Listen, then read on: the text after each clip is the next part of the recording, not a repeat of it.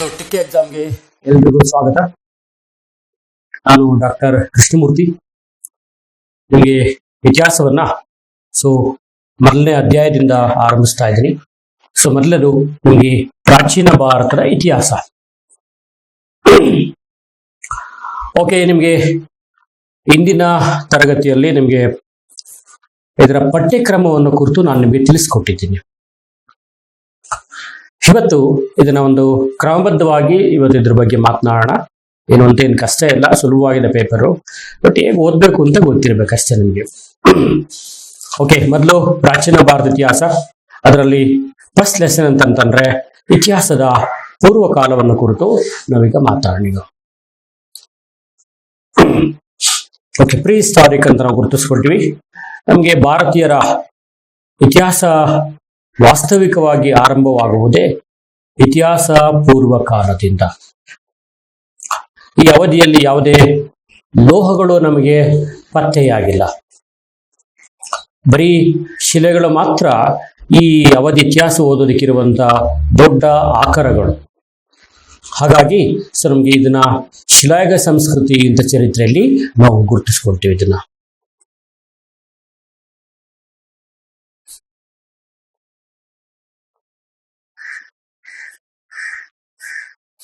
ಇದಕ್ಕೆ ನಿಖರವಾದಂತ ಕಾಲಗಣನೆಯನ್ನ ಚರಿತ್ರೆಕಾರರು ನೀಡಿಲ್ಲ, ಒಂದು ಅಪ್ರಾಕ್ಸಿಮೇಟ್ ಆಗಿ ನೀಡಿದ್ದಾರೆ ಅಷ್ಟೇ.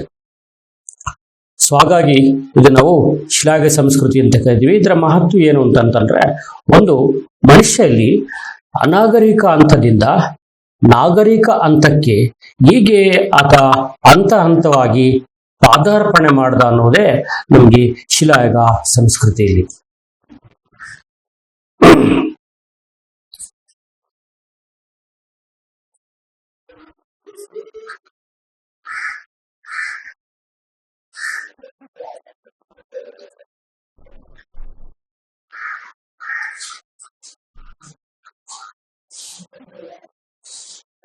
ಅನಾಗರಿಕ ಹಂತದಿಂದ ನಾಗರಿಕ ಹಂತದ ಇದೆಯಲ್ವಾ, ಈ ಅವಧಿನ ಹೆಂಗ್ ಕರೀತೀವಿ ನಾವು ಅಂತಂದ್ರೆ, ನಾವು ಶಿಲಾಯುಗ ಸಂಸ್ಕೃತಿ ಅಂತ ಗುರುತಿಸ್ಕೊಳ್ತೀವಿ.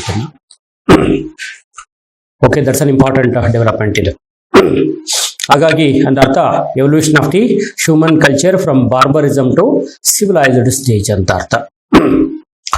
ಓಕೆ, ಹಾಗಾಗಿ ಇದಕ್ಕೆ ಯಾವುದೇ ಲಿಖಿತ ದಾಖಲಾತಿಗಳು ಇಲ್ಲದ ಕಾರಣ ನಾವು ಇದಕ್ಕೆ ಇತಿಹಾಸ ಪೂರ್ವಕಾಲ ಅಂತ ನಾವು ಗುರುತಿಸ್ಕೊಳ್ತೀವಿ. ಓಕೆ, ಆಗಿನ ಕಾಲದಲ್ಲಿ ಮನುಷ್ಯ ಏನೇನು ಕಲ್ಲಿನ ಆಯುಧಗಳನ್ನ ಬಿಟ್ಟು ಹೋಗಿದ್ದಾನೋ ಅವುಗಳ ಆಧಾರದ ಮೇಲೆ ಇದನ್ನ ನಾವು ಅಧ್ಯಯನ ಮಾಡುವಂಥದ್ದು. ಹಾಗಾಗಿ ಬಹುತೇಕ ಈ ಶಿಲಾಯುಗದ ಆಯುಧಗಳೇ ಇದಕ್ಕೆ ಪ್ರಧಾನ ಆಯುಧಗಳು.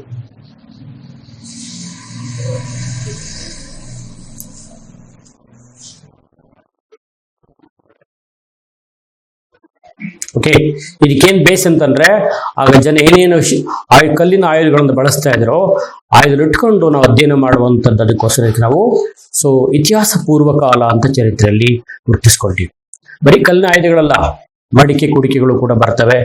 ಓಕೆ, ಮನುಷ್ಯನ ಎಲುಬಿನ ಚೂರುಗಳು ನಮಗೆ ಕಂಡು ಬರ್ತವೆ. ಇವೆಲ್ಲ ಪ್ರಮುಖವಾದಂಥದ್ದು.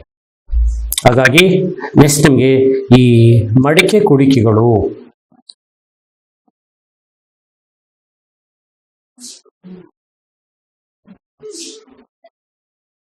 ಮಡಿಕೆ ಕುಡಿಕೆಗಳು ಮತ್ತು ಮಾನವನ ಅಸ್ಥಿ ಪಂಜರಗಳು.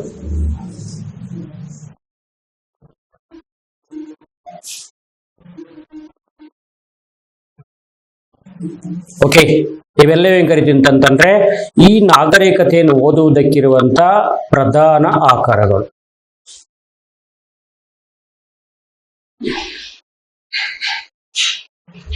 ಇಟ್ಕೊಂಡೆ ನಾವು ಈ ಸಂಸ್ಕೃತಿ ಹೇಗಿತ್ತು ಅನ್ನೋದು ನಮ್ಗೆ ಅಧ್ಯಯನ ಮಾಡುವಂತ ಒಂದು ಕ್ರಮ. ಭಾರತದಲ್ಲಿ ಇದನ್ನ ಮೊದಲು ಅಧ್ಯಯನವನ್ನ ಪ್ರಾರಂಭ ಮಾಡಿದಂತ ಬ್ರಿಟಿಷ್ ವಿದ್ವಾಂಸ ಅಂತಂದ್ರೆ ಡಾಕ್ಟರ್ ಪ್ರೈಮ್ರೋಸ್.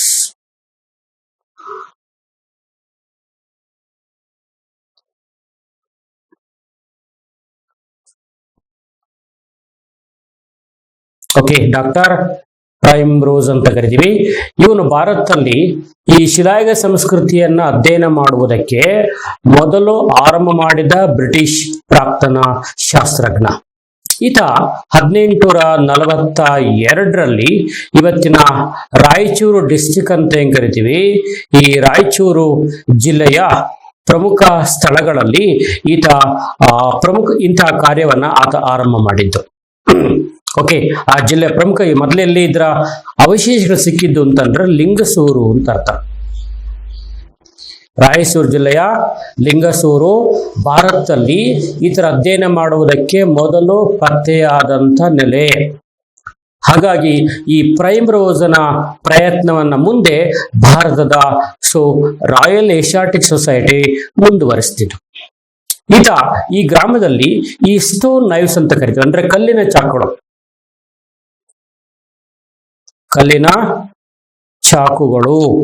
ಈ ಕಲ್ಲಿನ ಚಾಕುಗಳನ್ನ ಮೊದಲು ಆತ ಪತ್ತೆ ಮಾಡುವುದರ ಮೂಲಕ ಇತಿಹಾಸ ಪೂರ್ವಕಾರದ ಅಧ್ಯಯನ ಅಂತ ಅನ್ನೋದು ಮೊದಲು ಆರಂಭವಾಯಿತು ಅಂತ ನಾವು ಮಾತನಾಡ್ತೀವಿ. ಓಕೆ, ಇದು ಮೊದಲನೇ ಪ್ರಮುಖವಾದಂತ ಅಂಶ. ಹಾಗಾಗಿ ತದನಂತರದಲ್ಲಿ ಇದ್ರ ಬಗ್ಗೆ ಮೊದಲು ಪ್ರಕಟಣೆ ಕೊಟ್ಟಂತ ಒಂದು ಗ್ರಂಥ ಅಂತಂದ್ರೆ 1940ರಲ್ಲಿ 1940ನಲ್ಲಿ ಪ್ರಕಟವಾದಂತ ಪ್ರೀಹಿಸ್ಟಾರಿಕ್ ಇಂಡಿಯಾ ಅಂತ ಒಂದು ಪುಸ್ತಕ.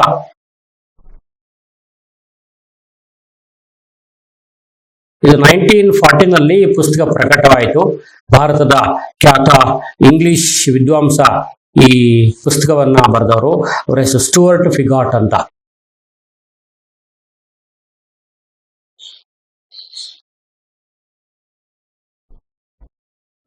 ಸ್ಟುವರ್ಟ್ ಫಿಗಾಟ್ ಅಂತ ಕರಿತೀವಿ. ಈ ಸ್ಟುವರ್ಟ್ ಫಿಗಾಟ್ ಈ ಸಂಸ್ಕೃತಿಯನ್ನ ಮೊದಲು ಕುರಿತು ತಮ್ಮ ಗ್ರಂಥದಲ್ಲಿ ಮೊದಲು ಪ್ರಕಟಣೆ ಮಾಡಿದ್ರು. ಅದು ಅತ್ಯಂತ ಮಹತ್ವದ ಅಂತ. ಇಲ್ಲಿ ಈ ಸಂಸ್ಕೃತಿಯನ್ನ 3 ಹಂತಗಳಲ್ಲಿ ಅಧ್ಯಯನ ಮಾಡ್ತೀವಿ. ಒಂದು ಮೊದಲನೇದು ಅಂತಂದ್ರೆ ಹಳೆ ಶಿಲಾಯುಗ ಸಂಸ್ಕೃತಿ ಅಂತ. ಮೊದಲನೇದು ಹಳೆಯ ಶಿಲಾಯುಗ ಸಂಸ್ಕೃತಿ, ಇಂಗ್ಲಿಷ್ ಅಲ್ಲಿ ಓಲ್ಡ್ ಸ್ಟೋನ್ ಏಜ್ ಅಂತ ಕರಿತೀವಿ.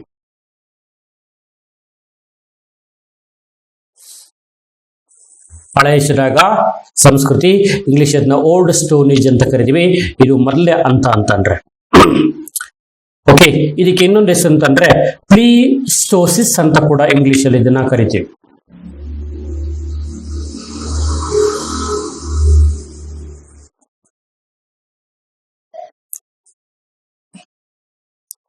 ಅಂತ ಪ್ರಾರಂಭಿಕ ಅಂತ ಅರ್ಥ. ಪ್ರಾರಂಭಿಕ ಹಂತವನ್ನ ಈ ರೀತಿ ನಾವಿಲ್ಲಿ ಗುರುತಿಸ್ಕೊಳ್ಳೋದಕ್ಕೆ ಸಾಧ್ಯ ಆಗುತ್ತೆ. ಅಂದರ್ಥ ಇದು ಈ ಅವಧಿಯಲ್ಲಿ ಈ ಹಿಮಾಲಯದ ಹಿಮಯುಗಕ್ಕೆ ಸೇರಿದಂತ ಕಾಲ ಅಂತ. ಹಿಮಯುಗಕ್ಕೆ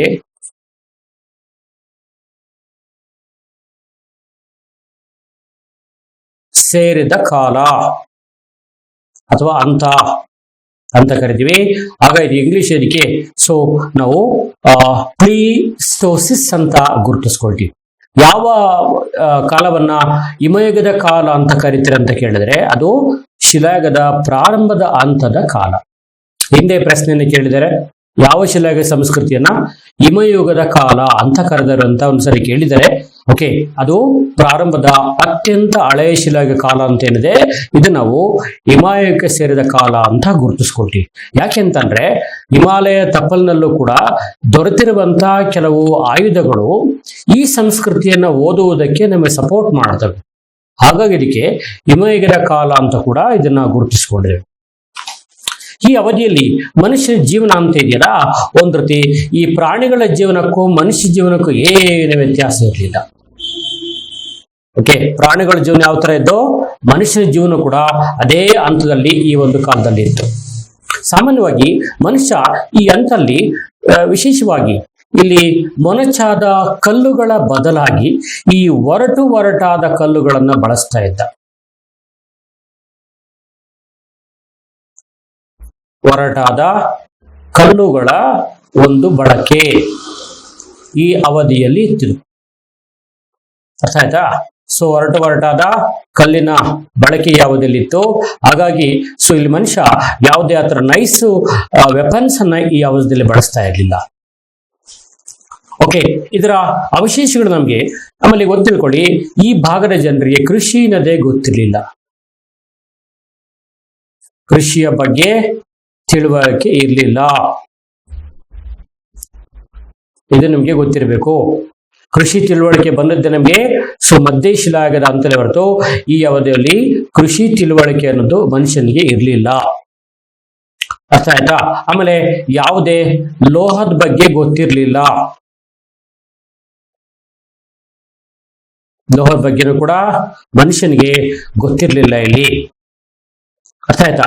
ಸೊ ಹಾಗಾಗಿ ಇದು ಶಿಲಾಯುಗದ ಪ್ರಾರಂಭದ ಹಂತ ಅಂತ ಗುರುತಿಸ್ಕೊಳ್ತೀವಿ. ಇದು ಅತ್ಯಂತ ಮಹತ್ವದ ಬದಲಾವಣೆ. ಓಕೆ, ಇದನ್ನ ಇತಿಹಾಸಕಾರರು ಇದನ್ನ ಪ್ರಾರಂಭಿಕ ಶಿಲಾಯುಗ, ಮಧ್ಯಶಿಲಾಯುಗ ಮತ್ತು ಮೇಲ್ಮಟ್ಟದ ಶಿಲಾಯುಗ ಅಂತೇಳಿ ಮತ್ತೆ ಕ್ಲಾಸಿಫಿಕೇಶನ್ ಮಾಡ್ಕೊಂಡಿದ್ದಾರೆ. ಏನಾದ್ರೂ ಕೂಡ ಮನುಷ್ಯನ ಜೀವನ ಹೆಚ್ಚು ಹಂತ ಹಂತವಾಗಿತ್ತು ಅನ್ನೋದಕ್ಕೆ ನಮ್ಗೆ ಒಂದು ಇಲ್ಲಿ ಮನುಷ್ಯ ಏನ್ ಮಾಡದಂತಂದ್ರೆ ಆಹಾರಕ್ಕಾಗಿ ಒಂದು ಭಾಗದಿಂದ ಮತ್ತೊಂದು ಭಾಗಕ್ಕೆ ಅಲೆದಾಟವನ್ನ ಮಾಡ್ತಾ ಇದ್ದ. ಹಾಗಾಗಿ ಇದನ್ನ ಆಹಾರಕ್ಕಾಗಿ ಅಲೆದಾಟದ ಹಂತ ಅಂತ ಕೂಡ ಕರಿತೀವಿ.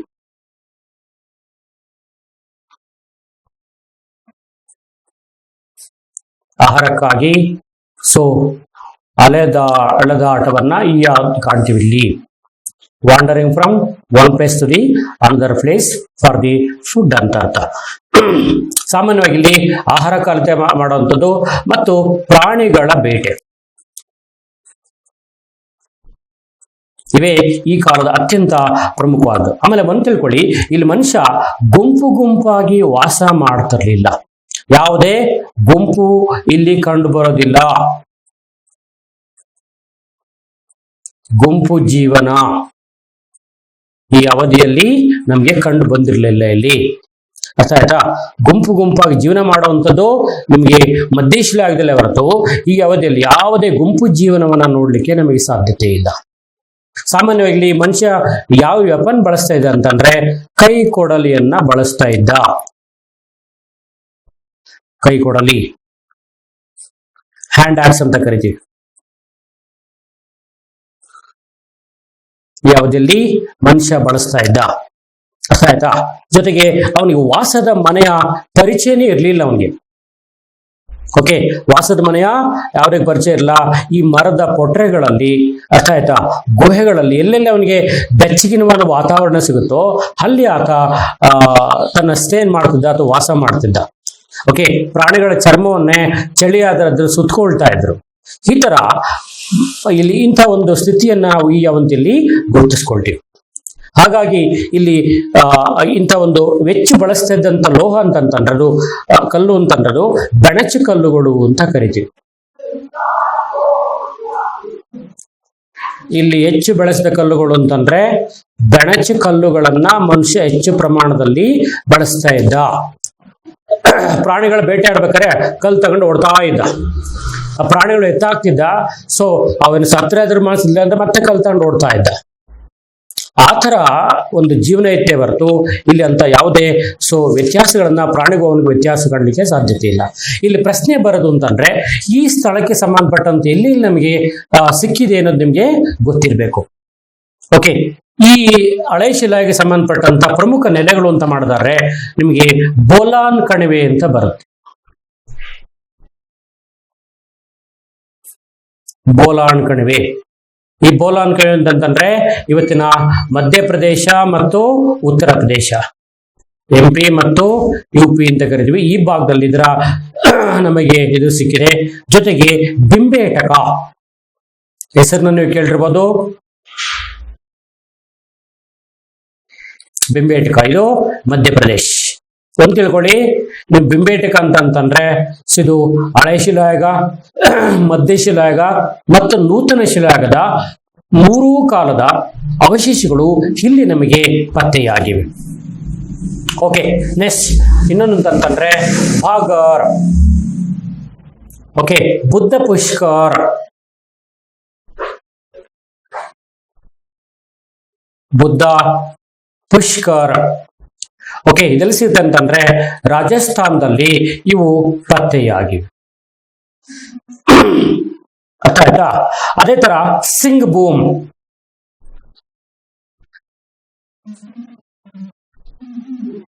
ಸಿಂಗ್ ಬೂಮ್ ಎಲ್ಲಿ ಬರ್ತಿದೋ ಜಾರ್ಖಂಡ್ ಅಲ್ಲಿ ನಮಗೆ ಪತ್ತೆಯಾಗಿದೆ.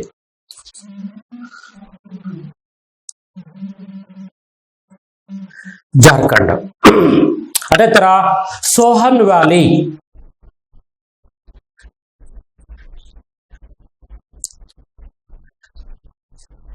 Sohan valley, okay.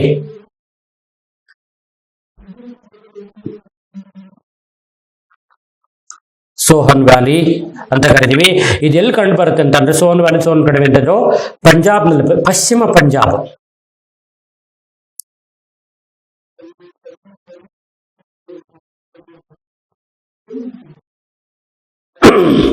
ಪಶ್ಚಿಮ ಪಂಜಾಬ್ನಲ್ಲಿ ಈ ಭಾಗದ ಮದುವೆ. ಕರ್ನಾಟಕದಲ್ಲಿ ನಮ್ಗೆ ಎಲ್ಲಿ ಕಂಡು ಬರುತ್ತೆ ಅಂತಂದ್ರೆ ಹುಣಸಗಿ ಅಂತ. ಎಲ್ಲಿ ಬರ್ತಿದೋ ಗುಲ್ಬರ್ಗ ಜಿಲ್ಲೆ.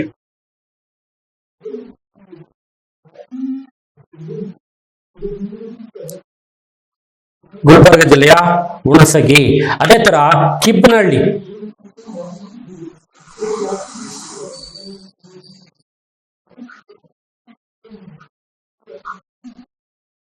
ಕಿಬ್ನಹಳ್ಳಿ ತುಮಕೂರು ಜಿಲ್ಲೆ.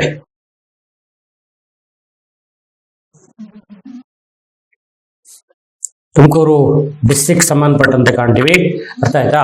ಈ ಭಾಗದಲ್ಲಿ ಇದರ ಅವಶೇಷಗಳು ನಮಗೆ ಸಣ್ಣ ಬರುತ್ತೆ. ಈ ತರ ಬಹಳಷ್ಟು ಪ್ರದೇಶಗಳನ್ನ ಕಾಣ್ತಿದ್ದು ನಿಮ್ಗೆ ಹಳೆ ಶಿಲಾಯುಗ ಅಂತಂದ್ರೆ ಕಂಡು ಬರುವಂತಹ ಪ್ರಮುಖವಾದ ಅಂಶಗಳು.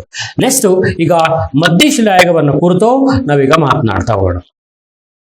ಅರ್ಥ ಆಯ್ತಾ? ನೆಕ್ಸ್ಟ್ ಹೆಡಿಂಗ್ ಮಧ್ಯ ಶಿಲಾಯುಗ ಅಂತ ಹಾಕೊಳ್ಳಿ.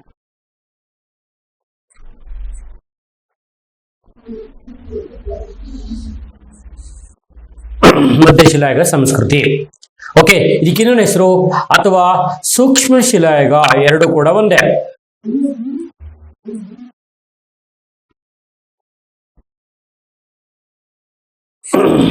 ಸೂಕ್ಷ್ಮ ಶಿಲಾಯುಗ. ಓಕೆ, ಇದು ಹಳೆ ಶಿಲಾಯುಗ ಮಧ್ಯ ಶಿಲಾಯುಗ ನಡುವೆ ಬರುತ್ತಿದ್ದು. ಹಳೆಯ ಶಿಲಾಯುಗ, ಹಳೆಯ ಮತ್ತು ಮಧ್ಯೆ, ಒಂದು ನಿಮಿಷ, ಹಳೆಯ ಶಿಲಾಯುಗ ಮತ್ತು ನೂತನ ಶಿಲಾಯುಗ.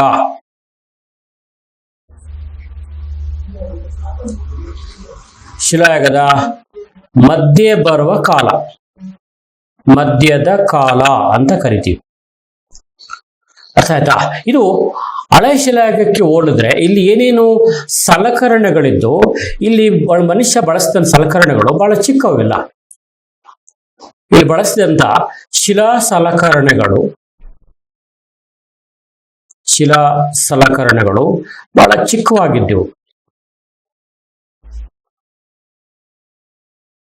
ಓಕೆ, ಇನ್ನೊಂದು ಮತ್ತೆ ಅಂತಂದ್ರೆ ಈ ಸಲಕರಣೆಗಳು ಬಹಳ ನುಣುಪಾಗಿದ್ದು.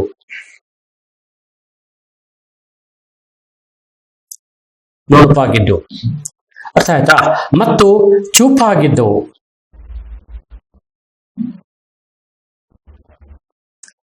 ಅಂದ್ರೆ ಒಂಥರ ಮೈಕ್ರೋಲಿಥಿಕ್ ಡೆವಲಪ್ಮೆಂಟ್ ಕಾಣ್ತೀವಿ. ಈ ಕಾರಣಕ್ಕೋಸ್ಕರ ಇದನ್ನ ನಮ್ಗೆ ಈ ಸೂಕ್ಷ್ಮ ಶಿಲಾಯುಗ ಅಂತ, ಬಹಳ ಮನುಷ್ಯ ಶಾರ್ಪ್ ಸ್ಟೋನ್ ಅನ್ನು ಯೂಸ್ ಮಾಡ್ತಿದ್ದ. ಹಾಗಾಗಿ ಈ ಕಾಲವನ್ನು ನಾವು ಸೂಕ್ಷ್ಮ ಶಿಲಾಯುಗ ಅಂತ ಚರಿತ್ರೆಯಲ್ಲಿ ಗುರುತಿಸ್ಕೊಳ್ತೀವಿ. ಅರ್ಥ ಆಯ್ತಾ?